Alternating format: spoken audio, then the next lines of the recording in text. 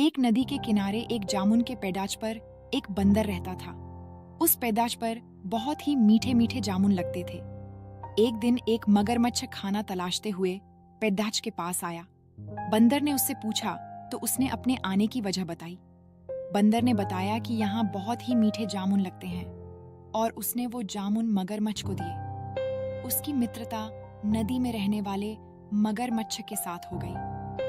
वह बंदर उस मगरमच्छ को रोज खाने के लिए जामुन देता रहता था। एक दिन उस मगरमच्छ ने कुछ जामुन अपनी पत्नी को भी खिलाए। स्वादिष्ट जामुन खाने के बाद उसने यह सोचकर कि रोजाना ऐसे मीठे फल खाने वाले का दिल भी खूब मीठा होगा, उसने अपने पति से कहा कि उसे उस बंदर का दिल चाहिए और वो इसी जिद पर अड्डी डीएच गई।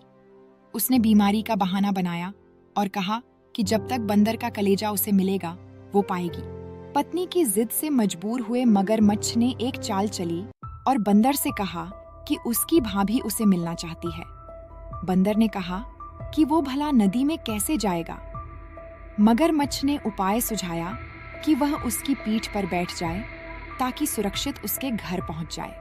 बंदर भी अपने मित्र की बात का भरोसा कर पैदाश से नदी में कूदा और उसकी पीठ पर सवार हो गया।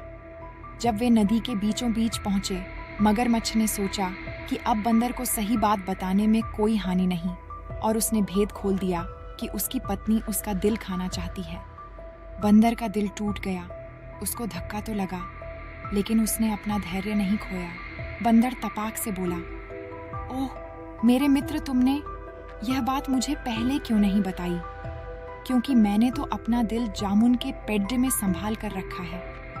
अब जल्दी से मुझे वापस नदी के किनारे ले चलो ताकि मैं अपना दिल लाकर अपनी भाभी को उपहार में देकर उसे खुश कर सकूं। मूर्ख मगरमच्छ बंदर को जैसे ही नदी किनारे लेकर आया, बंदर ने जोर से जामुन के पेड़ पर छलांग लगाई और क्रोध में भरकर बोला, मूर्ख, दिल के बिना भी क्या कोई जिंदा रह सकता है? जा, आज से तेरी मेरी दोस्ती समाप्त।